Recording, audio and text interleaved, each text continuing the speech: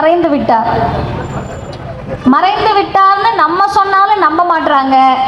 அவர் உயிரோடு இருக்கின்ற போது எத்தனை எதிர்ப்புகளை சந்தித்தாரோ அதே எதிர்ப்புகளை இன்று வரையும் சந்தித்து கொண்டிருக்கிறார். அது சொல்லக்கூடிய செய்தி என்னன்னா, திடீர்னு ஒரு நாள் காரைக்குடியில் இருக்கக்கூடிய ஒருவர் சொன்னாரு, பெரியார் சிலைகளை அப்புறப்படுத்துவோம் அப்படின்னாரு. இப்ப நாங்க சொன்னோம், பெரியார் செத்துட்டாரு, பயப்படாதீங்க, திடுதுப்புன்னு வந்துட மாட்டாரு, நீங்க பயப்பட வேண்டாம், இருக்கிறது சிலை, சிலையை பார்த்து பயப்படாதீங்க. அதே போல பெரியாரின் மாணவராக கலைஞருடைய பெயரே பயமாக இருப்பதால் திட்டங்களிலிருந்து பெயரை நீக்கக்கூடிய அளவிற்கு அச்சப்படுத்தி கொண்டிருக்கிறார்.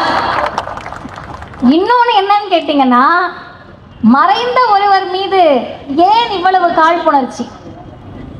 அன்பிற்குரிய சகோதரிகளே, பெண்கள் நிறைய பேர் வந்திருக்கீங்க. ஆண்கள் கலைஞரை மறந்தாலும் பெண்கள் ஒருபோதும் கலைஞரை மறந்துவிடக் கூடாது. அந்த நன்றி உணர்ச்சியோடு மேடையில் இருக்கிறோம். நீங்க நினைக்கலாம், ஏங்க நாங்க எதுக்குங்க அவருக்கு நன்றியோடு இருக்கணும்? எங்க அப்பா அம்மா சம்பாதிச்சாங்க, எங்க வீட்டுக்காரர் சம்பாதிச்சு கொடுக்குறாரு, இல்ல நாங்களே சம்பாதிக்கிறோம், நாங்க என்னத்துக்கு கலைஞருக்கு நன்றியோடு இருக்கணும்? அதானக்கா? பல பேர் அந்த நினைப்பில் கூட உட்கார்ந்துருக்கலாம். ஏன் நாங்கள் வாசிக்காமல் இருந்திருந்தால் நானும் அப்படிதான் நினைச்சிருப்பேன். ஏன் எங்க அம்மா சம்பாதிச்சு போடுறாங்க, எங்க அப்பா சம்பாதிக்கிறாரு, கலைஞருக்கு ஏன் நன்றியோடு இருக்கணும்? சும்மா ஆனா ஊனா இந்த திகாக்காரவங்க திமுக காரவங்க எல்லாம் நன்றி நன்றின்றீங்களே அப்படின்னு. ஒன்றை மறந்துவிடக்கூடாது. தந்தை பெரியாராக இருக்கட்டும், பேரறிஞர் அண்ணாவாக இருக்கட்டும், தலைவர் கலைஞராக இருக்கட்டும், ஒருபோதும் நன்றியை இந்த மக்களிடம் எதிர்பார்த்தது கிடையாது. அவங்க எதிர்பார்க்கல. பெரியார் சொல்லுகிறார், நன்றி என்பது பெற்றவர்கள் காட்ட வேண்டியதை தவிர கொடுத்தவர்கள் எதிர்பார்க்க வேண்டியதில்லை. அவங்க எதிர்பார்க்கலங்க. கலைஞர் சொல்லுகிறார், தமிழ்நாட்டு மக்களிடம் செய்ததற்கெல்லாம் நன்றி எதிர்பார்க்க கூடாது. அப்ப அவங்க தெளிவாக தான் இருந்தாங்க. நான் ஏன் நன்றி உணர்ச்சியோடு இருக்கணும்னு சொன்னேன்னா, இறங்கி வருகிறோம், கார்ல இருந்து இறங்கின உடனே காவல்துறை அதிகாரிகள் எல்லாம் கொஞ்சம் தள்ளி போய் நிப்பாட்ட மாட்டீங்களா அப்படின்னு கேட்குறாங்க. அவங்க கேட்டதெல்லாம் என் காதுல விழல. எனக்கு ஒரே ஒருத்தவங்களோட உருவம் மட்டும்தான் இன்னும் மனசுல நிக்குது. நீங்க போறப்ப கூட பார்க்கலாம். அத்துணை ஆண் காவல்துறை அதிகாரிகளுக்கு மத்தியில் மிடுக்கோடு நின்ற ஒரு பெண் காவல்துறை அதிகாரி தான் என் கண்ணுக்கு தெரிந்தார். ஏன் அவங்க என் கண்ணுக்கு தெரிஞ்சாங்கன்னா, திட்டங்களிலிருந்து கலைஞருடைய பெயரை நீக்கி விடலாம், அந்த காக்கி உடுப்பிலிருந்து முத்தமிழறிஞர் கலைஞருடைய நினைவை ஒருவராலும் நீக்க முடியாது. ஏன்? பெண்கள் தெரிஞ்சுக்கணும். எனக்கு முன்னாடி பேசின வட்டக்கழக செயலாளர்கள் ஏதோ வரலாற்று ஆய்வாளர்கள் மாதிரி பேசுறாரு. அண்ணெல்லாம் வருஷத்தை சொல்லி, அப்ப யார் எம்பியா இருந்தாருன்னு சொல்லி, யார் மாவட்ட செயலாளர், யார் எம்எல்ஏ, அண்ணன் இவ்வளவு எஃபர்ட்லாம் நம்ம மக்களுக்கு போடணும்னு நீங்க நினைச்சீங்க பாத்தீங்களா? அதுக்காகவே நான் உங்களை உண்மையாகவே மனதார பாராட்டுகிறேன்.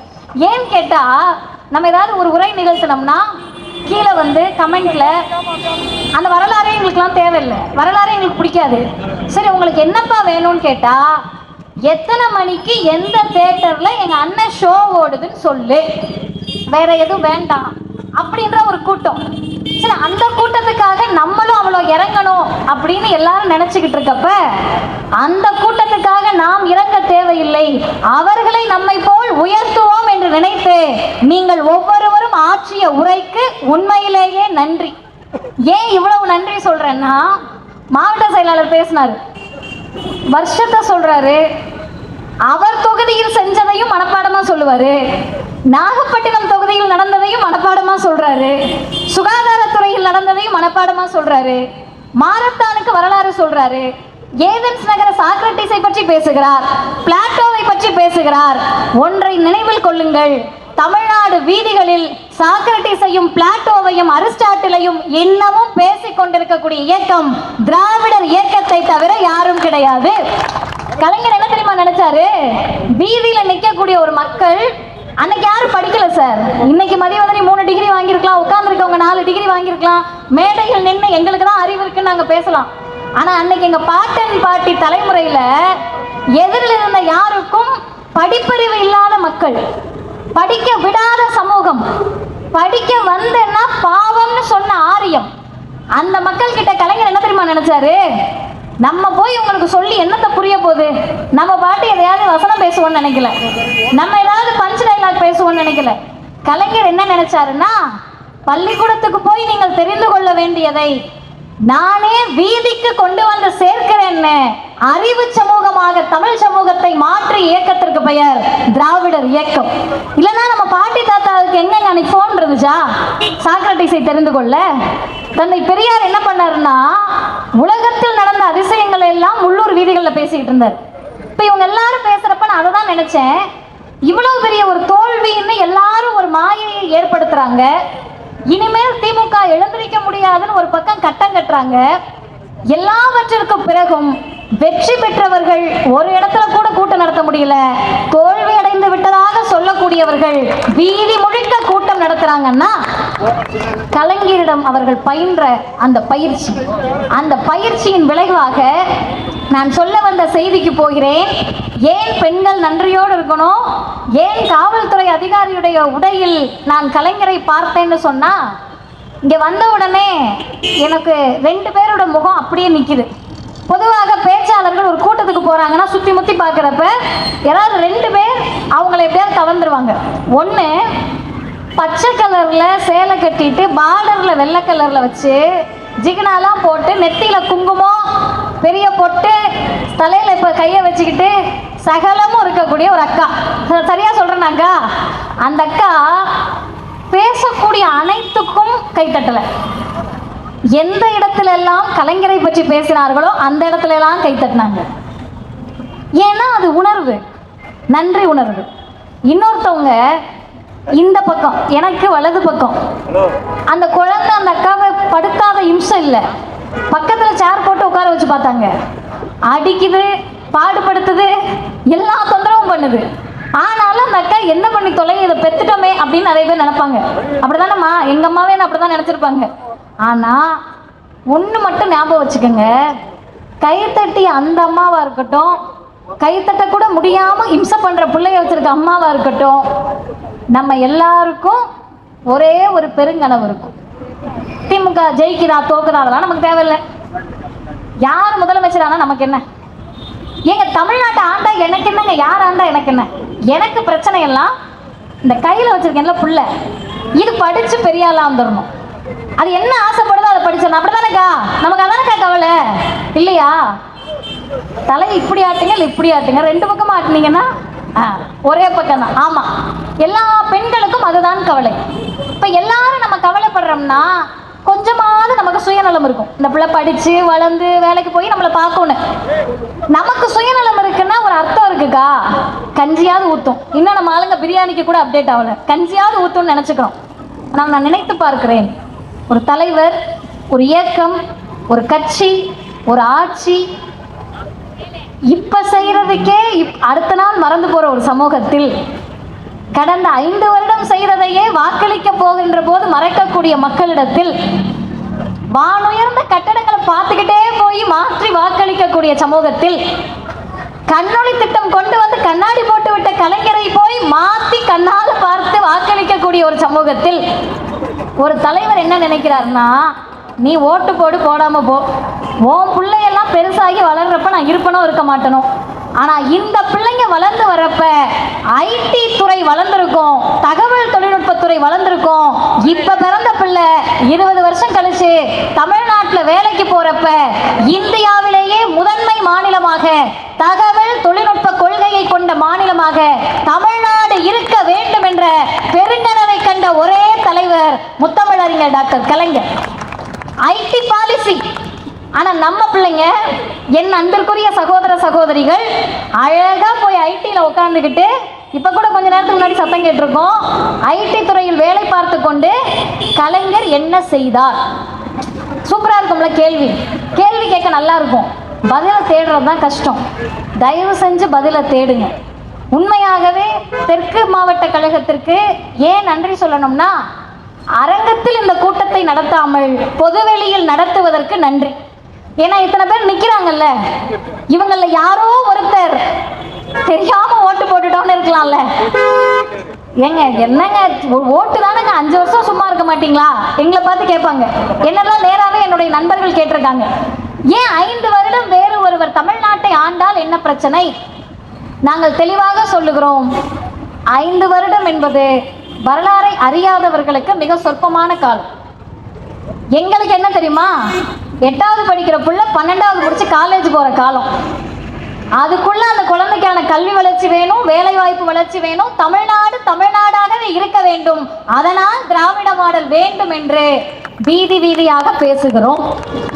அடுத்தது, இப்படிலாம் உட்கார்ந்து இருக்கக்கூடிய பெண்களுக்கு நீங்க என்ன வேணா சம்பாதிங்கக்கா, வேலைக்கு போற பெண்கள் இருப்பீங்க, நீங்க என்ன சம்பாதிச்சு வந்தீங்கனாலும் சம்பளத்தை வீட்டுக்கார் கையில கொடுக்குறப்ப உங்களுக்கு கவலை வராது. ஐயோ, நம்ம சம்பாதிச்ச காலத்தை வேற ஒருத்தர் கொடுக்குறமே நமக்கு கவலை இருக்காது. அவங்க உழைப்ப நம்ம வாங்குறமே அவருக்கும் கவலை இருக்காது. ஏன்னு கேட்டா, நீ உழைக்கிறதே வீட்டுக்காக தானே அப்படின்ற எண்ணத்துல அவங்க வாங்கி வச்சுப்பாங்க. என்ன சம்பாதிச்சாலும் குனிஞ்சே இருந்த பெண்களை காக்கி உடுப்போடு நிமிர்ந்து நிற்க வைத்ததால் தான் காக்கி உடுப்பில் கலைஞரை பார்த்தேன். இதே மாதிரி எனக்கு பட்டியல் நிறைய போட முடியும். நேரத்தின் அருமை கருதி 3 செய்தியை சொல்லி முடிக்கிறேன். கலைஞரை போல வன்மங்களையும் அவதூறுகளையும் வாழ்ந்த காலகட்டத்தில் சம்பாதித்த தலைவர்கள் கிடையாது. உங்க எல்லாருக்கும் வாட்ஸ்அப் ஃபார்வர்ட் நிறைய முறை வந்திருக்கும். ஊழல், திமுக செய்த ஊழல், கலைஞர் செய்த ஊழல், திமுக கட்சி செய்த ஊழல். அந்த மெசேஜை பார்த்துட்டு என்ன ஊழல் அப்படின்னு கேட்டிங்கன்னா ஒரு 2-3 சொல்லுவாங்க. சரி, இதெல்லாம் நிரூபிக்கப்பட்டதான்னு கேட்டிங்கன்னா ரிப்ளை வராது. ஆன்லைனில் தான் இருப்பாங்க, ரிப்ளை வராது. சரி, இதுக்கெல்லாம் திமுகவில் இருக்க யாராவது தண்டிக்கப்பட்டிருக்காங்களான்னு கேட்டிங்கன்னா ஆஃப்லைன் போயிடுவாங்க. அவ்வளோதான், செய்தியாக அனுப்பியாச்சு. நீங்கள் நம்புறீங்களா நம்மளே ஆஃப்லைன் போயிடுவாங்க. வரலாற்றில் குற்றங்கள் ஏதும் நிரூபிக்கப்படாத கட்சிக்கு பெயர் ஊழல் கட்சி. குற்றம் நிரூபிக்கப்பட்டு ஏவன்னு சொன்னாலும் சுத்தமான கட்சி. குற்றம் சாட்டப்பட்டு வழக்கு நடந்து கொண்டிருக்கிறது, வழக்கில் அவரும் ஒரு உறுப்பினராக இருக்கிறார், அவரும் ஒரு நபராக இருக்கிறார், ஆனால் அது தூய ஆட்சி என்று சொல்லுவதை நம்புவதற்கு இளைஞர் கூட்டம் தயாரா இருக்குன்னா அதை பார்த்துட்டு அப்படியே நம்ம கடந்து போக முடியாது. அவங்க கிட்ட நம்ம திருப்பி கேட்க வேண்டிய 3 கேள்வியை மட்டும் கேட்டுட்டு நான் முடிச்சிடுறேன்.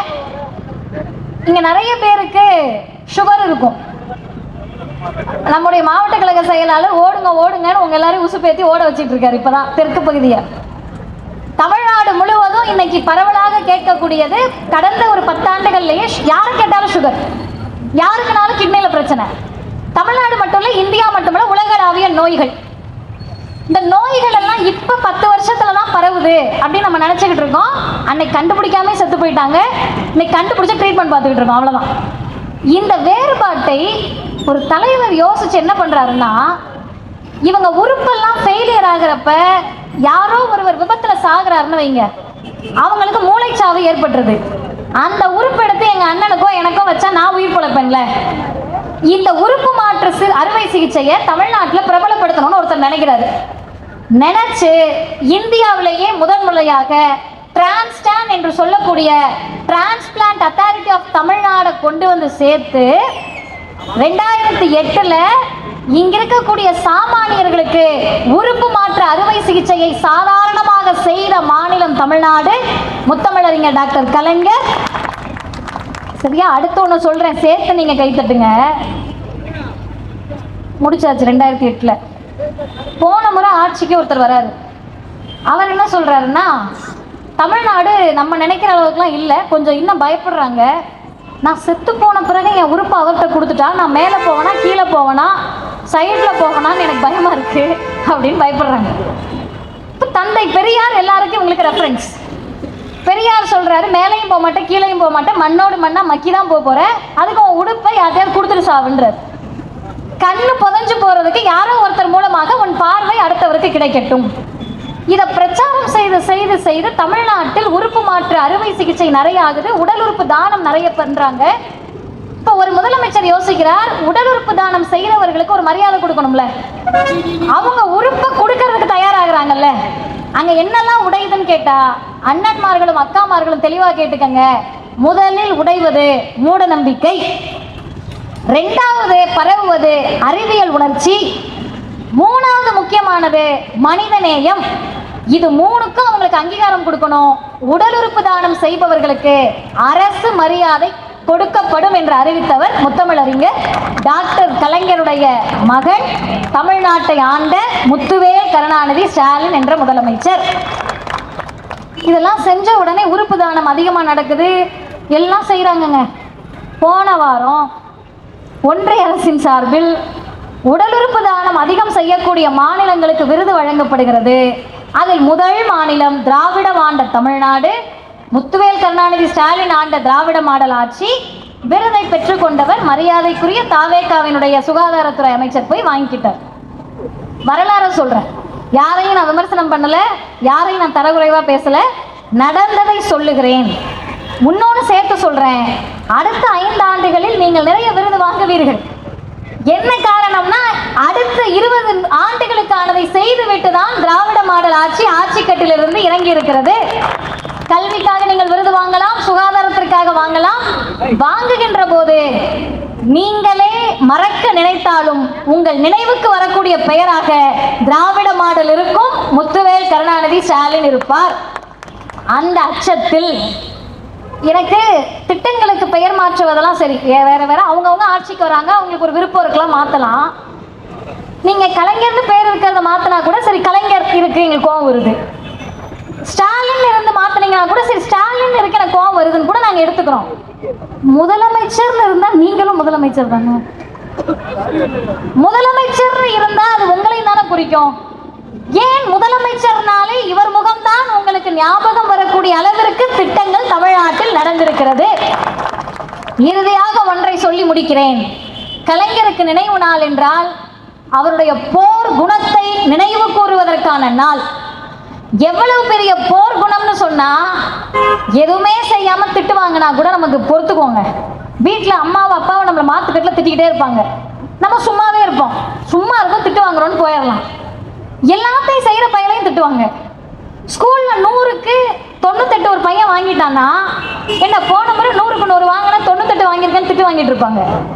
35 வாங்கின பையன் 33 வாங்கிட்டு திட்டு வாங்காமல் இருப்பார். கேட்டால் அவனுக்கு அவ்வளோதான் வரும். உனக்கே 2 மார்க் குறைஞ்சிச்சு. அது மாதிரி கலைஞர் என்ன செய்தாலும் தமிழ் சமூகத்தில் ஒரு குரூப் அவரை திட்டுச்சு. ஏன் கலைஞரை திட்டுறாங்கன்னு நீங்கள் ரொம்பலாம் யோசிக்க வேண்டாம். ஏன் திமுக மேல வெறுப்புன்னு நீங்க ரொம்பலாம் யோசிக்க வேண்டாம். ஒரே ஒரு காரணம் தான், தந்தை பெரியார் மீது இருந்த வெறுப்புக்கும் கலைஞர் மீது இருக்கக்கூடிய வெறுப்புக்கும் பேசக்கூடிய எங்கள் மீது இருக்கக்கூடிய வெறுப்புக்கும் ஒரே ஒரு காரணம், ஆரியத்தினுடைய கண்ணில் முள்ளாக இருந்த தலைவர்களும் இயக்கமும் இந்த இயக்கத்தை விட்டால் வேறு யாரும் கிடையாது. நீங்க ரொம்பலாம் யோசிக்க வேணாங்க. கலைஞரை யாராவது திட்டினாங்கன்னா ஒரு 4-5 கேள்வி கேட்டுட்டே வாங்களேன். கடைசியா மண்டையில் இருக்க கொண்டைய மறந்த மாதிரி அவங்க ஜாதி வெறி அப்பட்டமாக வெளியே வரும். ஏன்னு கேட்டா, கலைஞரின் பின்னால் அணிவகுத்திருக்கக்கூடிய நீங்கள் யாரும் கருப்பு சிவப்பு கரவேட்டி யாரும் அவர் என்ன ஜாதின்னு பார்த்து இந்த துண்டை தோல்ல போடல, அவர் என்ன மதம்னு பார்த்து இந்த துண்டை நீங்க தோல்ல போடல, அவர் நம்மாலான்னு நீங்க பார்க்கல. தமிழுக்கானவர் கலைஞர், தமிழகத்திற்கானவர் கலைஞர் என்று பார்த்து சேர்ந்த கூட்டம் இது. இது ஆரியத்தை இனப்பகைவர்களை நாள்தோறும் அச்சுறுத்திக் கொண்டிருக்கிறது. எல்லாவற்றிற்கும் மேலான ஒரு காரணம், அவர் தந்தை பெரியாரின் அப்படியே வழிவந்த தொண்டர். சொத்துல உரிமை கொடுக்கணுமா, பெரியார் சொல்றார் செய்யறேன். காவல்துறையில் பெண்களை நியமிக்கணுமா, பெரியார் சொன்னார் செய்யறேன். அனைத்து ஜாதியினரும் அர்ச்சகராக்கணுமா, பெரியார் சொன்னார் செய்யறேன்.